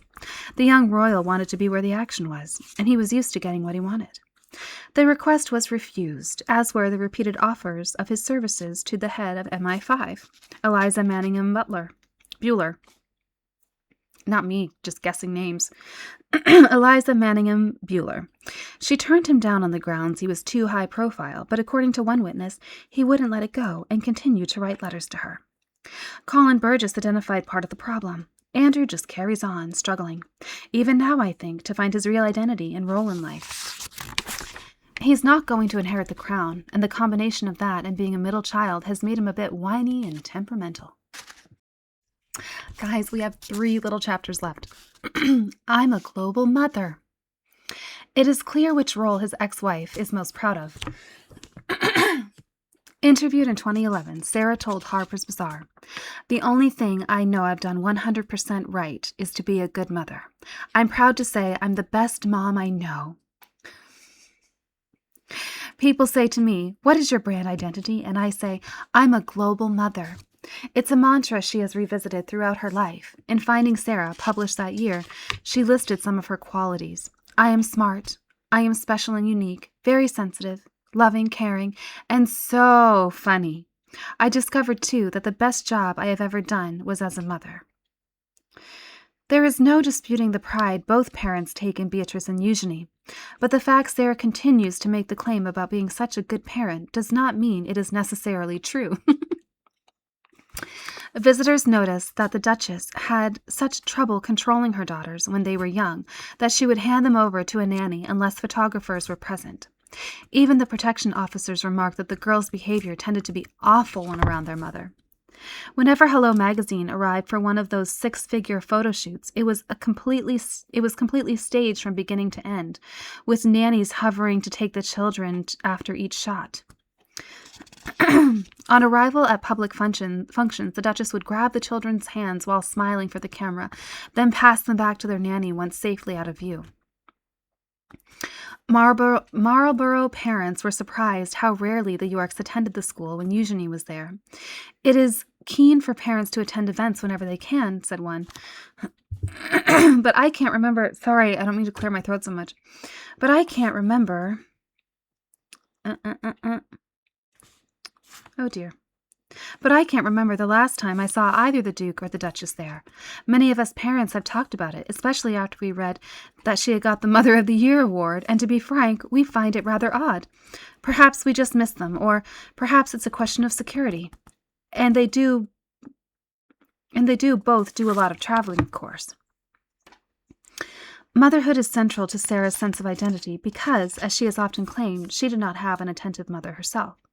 This sense of abandonment is at the center of her personality and goes some way to explain her need to please, her extravagance, and her insecurities. Piers Morgan, after lunching with her, found her absolutely exhausting company, a whirlwind of energy, tormented emotion, and quite painful and obvious vulnerability, adding, "She lives a life at a frantic pace, racing round in a terrible hurry without, it seems to me, knowing where she's hurrying to."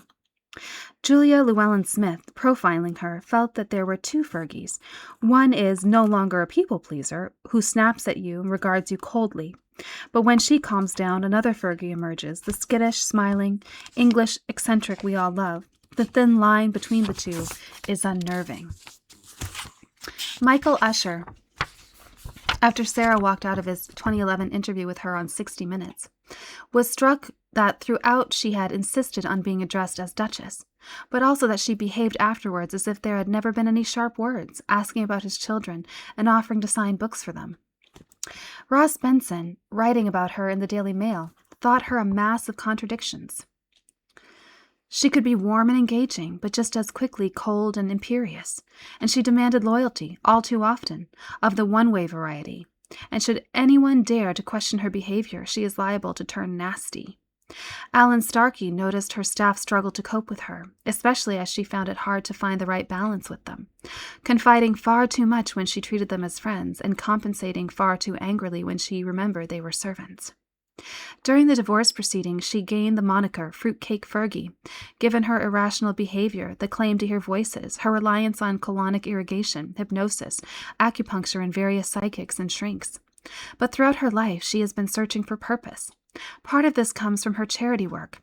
No one disputes her genuine feeling for the deprived and vulnerable, and how it gives her a sense of spiritual fulfillment.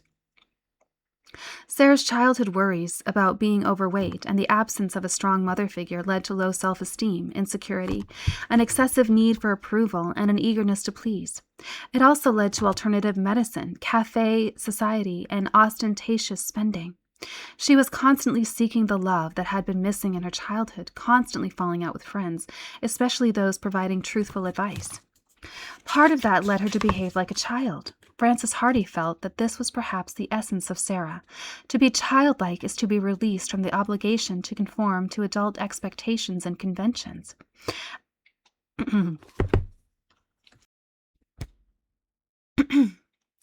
As Sarah told her, "When I got married, people said, 'You mustn't make faces when you go out. You mustn't do this or that.' But I just want to be myself. I'm 59, but I feel about 8 years old." I've always found her a sympathetic figure, but her mad, bulging blue eyes and appalling taste in men, business partners, and just about everything, said journalist Tina Brown, who also pointed out her instinctive friendliness and admired the way she ate the indignity of having to become an ambassador for Weight Watchers to pay the bills. But Brown also landed on Ferguson's venerability. Fergie has always concealed her fragility under the guise of being a raucous good sport. Because she wasn't thin or blonde or the daughter of an earl, her instability was never glamorous like Diana's. It manifested itself as exhibitionism. Alongside this, the Duchess is big-hearted, full of energy, enthusiastic, exuberant, boisterous, and generous. At one point, she had 450 people on a birthday gift list. Her personal trainer and close friend, Josh Salzman, remembers her renting and paying for a 3-bedroom house for him after his wife left him to raise 5 children alone. The television producer Nick Bullen has worked with Sarah many times and believes she has a good heart. She genuinely cares for people, but is desperate for people to like her and will do anything to please them. She also has a fault of listening to the last person who spoke to her. Nick Durden Smith, who has known Sarah since she was employed by him 40 years ago and worked alongside her at the Motor Neuron Disease Association, said, "She's always been a very generous person, a person who acts on impulse." He admired the way she has raised tens of thousands of pounds for charities, calling her a marvelous president of the MNDA. I was going to say MDMA. Not the same thing. MNDA. She went to see up-teen people, families, one of whom had the disease, father or mother normally, and she would send the whole family off on holiday to to somewhere like Bermuda and pay for it. We're talking about 6-7 people, and pay for it because the father or the mother was actually dying, and this was the last holiday for that family. Durden Smith also visited hospitals with her as part of Children in Crisis and described her going round and talking to children, holding their hands, asking after them, sharing about her own daughters. She has this wonderful way of getting into a child's mind, if you like, a child's psyche, and she'll talk about things that Beatrice and Eugenie do, naughty things. And she'll have children laughing who are desperately ill. I've seen her do that on many, many occasions. Theo Ellert was still very, very fond of Fergie now, despite all we've been through. She's tremendous fun. She lives life to the full. She likes doing things that make people laugh. She likes doing things to shock people, but on the other hand, she really revels in doing things to make people happy, particularly if people are underprivileged or ill. Ellert believed Sarah has a genuine gift with particularly mentally disabled youngsters, and remembered in particular a visit to a home in Split with Bosnian refugees who had just been left in a gym with their own excrement all over the floor.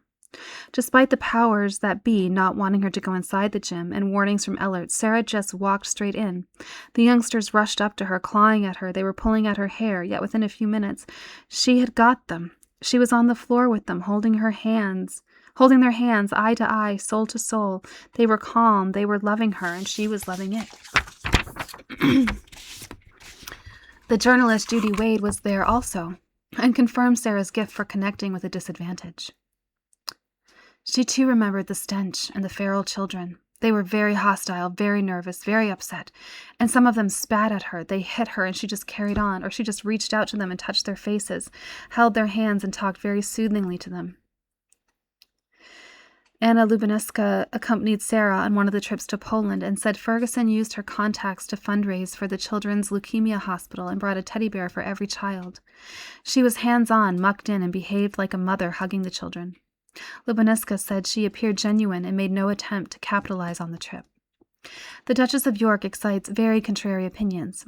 In a profile in June 2024, the enduring ghastliness of Sarah Ferguson, after she claimed to be an ambassador for Generation Z, Julie Burchill declared that Sarah had seen her elevation to the monarchy not as a privilege which brought duties, but as a sure way to grab a never-ending smorgasbord of luxe freebies.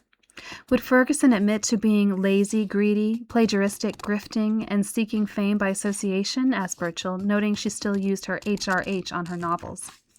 But the journalist Liz Jones defended her on the grounds that she gave hope to the always picked last for the team. Jones applauded the Duchess's attempts to make her own living instead of sponging off Andrew and the way she faced her cancer diagnosis in January 2024. Not for her the gravitas of a solemn video. Instead, she appeared on ITV's Loose Women, doubtless encouraging women all over the country to get checked. She might be a bit posh, but she is also every woman, one of us. Paul Burrell, who worked for Princess Diana for many years, described the Duchess as strange, with a reputation of pimping her daughters in social situations. But he also thought her a survivor, which she had learned how to do by going to America. This farmer's daughter, said Burrell, was like a little girl brought into a sweet shop and told she could have anything she wanted. And she did. She had everything. Not just one thing. She had the lot. Absolutely. Abused everything and had everything she could possibly. Gorged herself. I saw it. The Royal Odd Couple. One of the most intriguing elements about the couple is the nature of their relationship. Separated since 1992 after 6 years of marriage, much of which was spent apart, they have continued to live together for much of the ensuing period and claim to be the happiest divorced couple in the world. The story, however, is not quite as simple as that. Introduced to each other in June 1985 by Princess Diana, they had a whirlwind romance, becoming engaged in February 1986 and marrying the following July. Sarah had despaired of ever marrying her live-in boyfriend, Paddy McNally. Andrew was under pressure from his family to settle down. Both families were surprised by the romance. Her father wondered if she was more attracted to the prince than the man, and she later admitted that within a week of the wedding she realized it was a mistake. The Queen is reputed to have told Sarah, "I'm so glad you've taken Andrew off our hands, but why on earth did you do it?" That's so discouraging when the mother of the groom says such a thing. It's like, oh, Lord. You know you're in for it then. Though the couple share an unsophisticated sense of humor, they have few mutual interests. He likes shooting and golf. She prefers skiing and riding, and are dissimilar characters. Almost immediately after the marriage, Andrew was either at sea or on a naval base far away. In 1990, he spent only 42 days at home. Sarah, insecure, in need of love and attention, became bored, depressed, and lonely amid the pressures of court life and criticisms from both the media and the palace. Andrew, focused on his own needs and exhausted by the demands of his career, admitted his priorities to his wife. "I am a prince, then a naval officer, then a husband."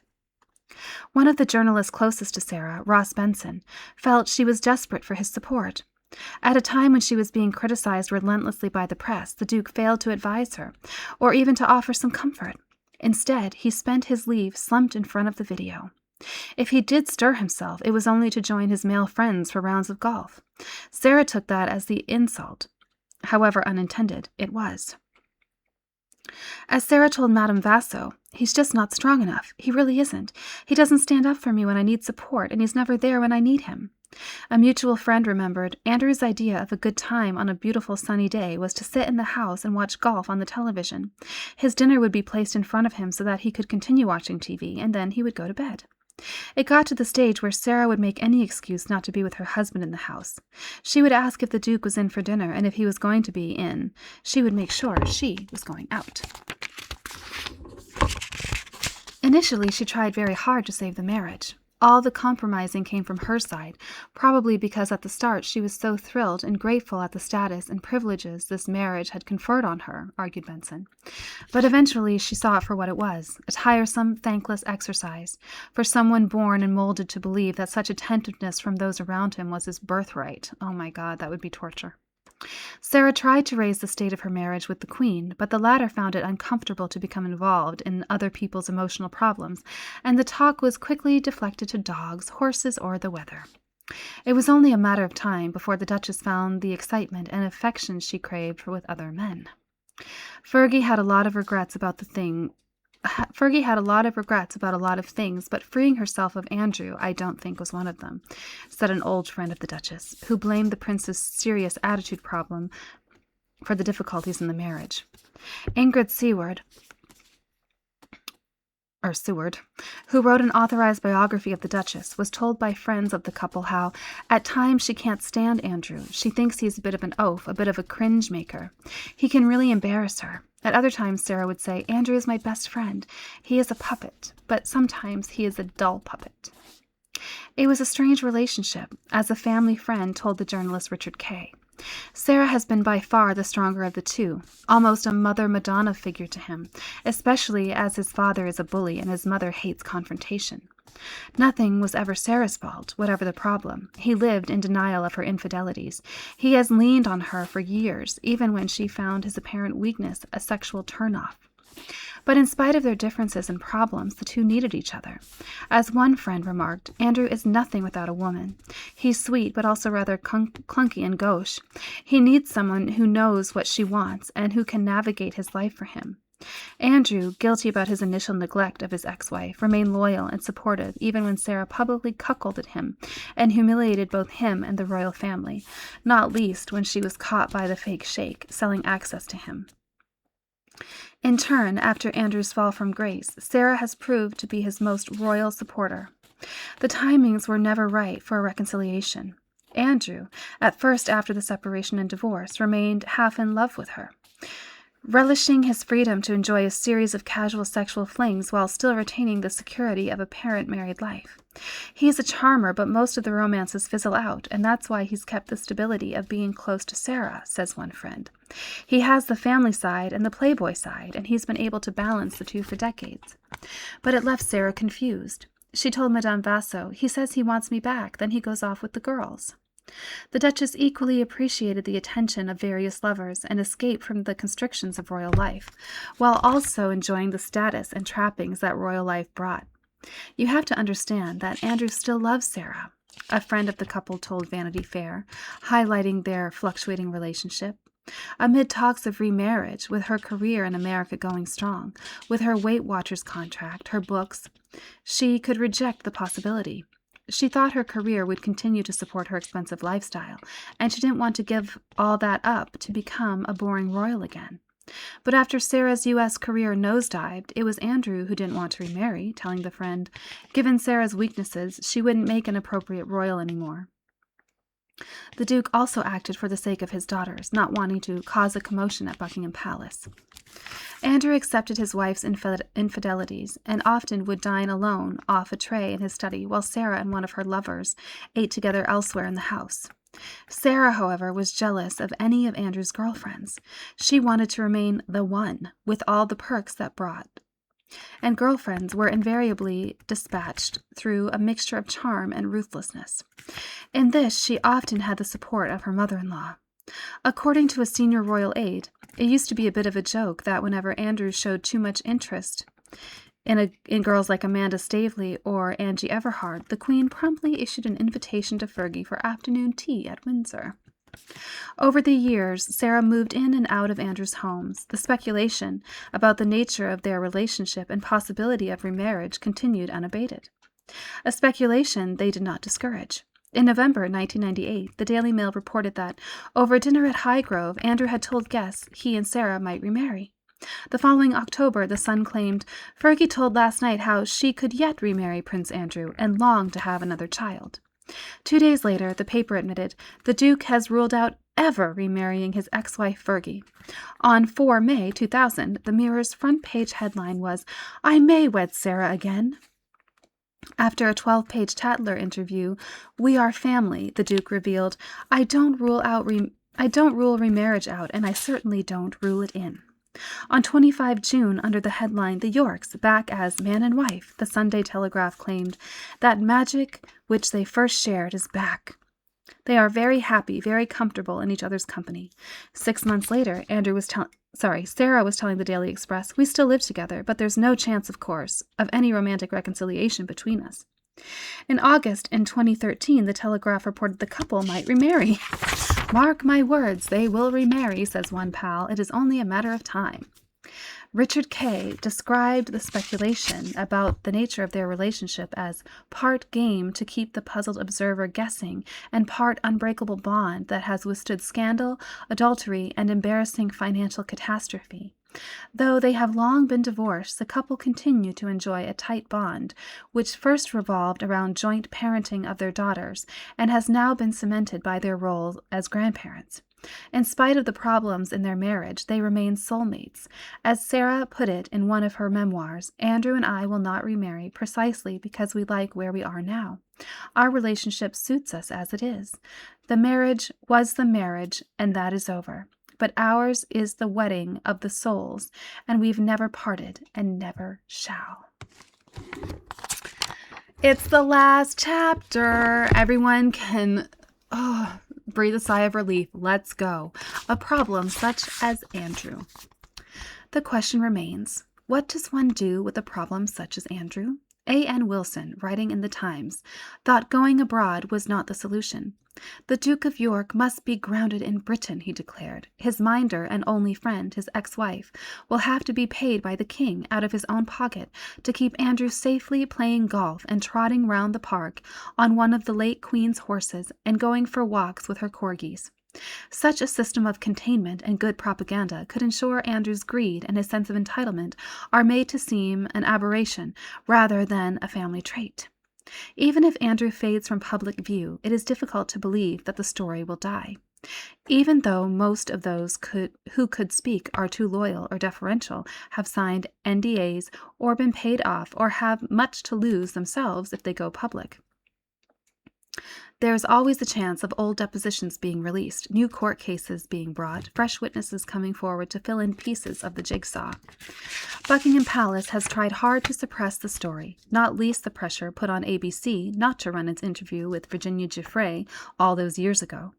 The British government has so far failed to release any significant information about Andrew's time as a taxpayer-funded special representative, in spite of numerous freedom of information requests, and neither the Duke nor Duchess has ever fully addressed the criticisms directed against them, notably the moneys paid by Selman Turk and Johnny Hahn.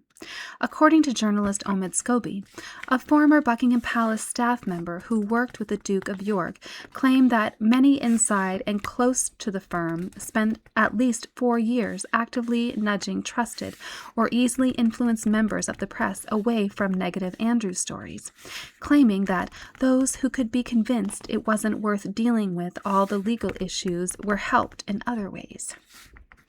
He added, "There are believed to be dozens, if not hundreds, more unwise connections to uncover from Andrew's years in the role. Andrew continues to live with his ex-wife at Royal Lodge." Well, I'm sure that Andrew Lowney is going to update this book for its next printing. As the building falls apart around him, a member of his staff interviewed for this book is saddened by the situation. He notes that many full-time staff are now part-time or have been let go, and the once stunning property is now a crumbling ruin with cracks in the walls in one of the loos. In the kitchen, there was water dripping down from the sink onto the floor. It's a total mess. The staffer continues about his former boss. He's a man with self-destructive habits that hampers his enjoyment of life. He's his own worst enemy. Unlike many famous people who act strange for amusement, he doesn't. Simply put, he's a complex, rather strange grown-up man. He instances Andrew's daily habit of 20-minute air showers, where he sits by an open window or on a balcony, closes his eyes, and sucks in fresh air, regardless of the temperature outside. He highlights the Duke's insomnia. "I don't think Andrew has slept through an entire night since he was a teenager, and now he's the consummate paranoid prince, thinking everyone and their uncle is out to get him." Andrew's health is not good, occasioned by recent stress, making him look much older than his real age. He is no longer the youthful, charismatic prince that we recall from the 80s and 90s. Remember, the most difficult thing for the Duke of York was not the allegations of sexual misconduct. It was being stripped of his royal titles and losing his key role with the royal family. He's never gotten over this. According to the staff member, Andrew tries to live in denial, pretending that everything is good when he subconsciously knows that things are really bad. He spends his time riding, playing golf, and reading, usually thrillers. His favorite book is The Talented Mr. Ripley. Aside from that, he has become obsessed with aviation and watches endless videos of planes taking off and landing on a giant screen, talking on his mobile for hours on end. Young, attractive massage therapists regularly visit the house to help him heal, where in one of the guest bedrooms they work to the sound of country music. Andrew loves country music. Ian Halperin, in the course of researching his book and documentary on Jeffrey Epstein, talked to many people in Andrew's circle and confirmed Epstein sold Prince Andrew's most intimate secrets to several notorious foreign intelligence agencies, including Israel's Mossad, the Kingdom of Saudi Arabia, and the Mukhabarat el-Jamahiriya, which was the National Intelligence Service of Libya under the rule of Muammar Gaddafi. In mid-2007, Halpern interviewed Epstein, who described Andrew as like a brother to me, but he has two dual personalities. I've never met anyone like him. On one hand, he's Prince Charming, and on the other, he has the dirtiest mind I've ever seen. I feel bad for him. He's tormented. When the journalist asked Epstein if he was serious, he replied, "I'm as serious as a heart attack." It was Prince Andrew's relationship with Jeffrey Epstein and Virginia Giuffre that was instrumental in his fall from grace, far more than press criticisms of his role as special representative, his financial scandals, or his abuse of taxpayers' money. It is clear how Epstein played Andrew. The prince was a useful idiot who gave him respectability and access to political leaders and business opportunities. What drew Andrew to Epstein? An opportunity to join the super rich and a lifestyle to which the Duke had long aspired, a supply of available women, a chance to make money himself, and someone who would bankroll his life as well as settle his ex-wife's debts. Both men, ostensible friends, used each other, but it was an unequal relationship. According to one of Prince Andrew's friends, Epstein to Andrew was like putting a rattlesnake in an aquarium with a mouse. Much is at stake with this story. What would be the consequences for the monarchy if the full extent of the Yorks' involvement with Jeffrey Epstein emerged? According to one former Buckingham Palace employee, they'd be toast.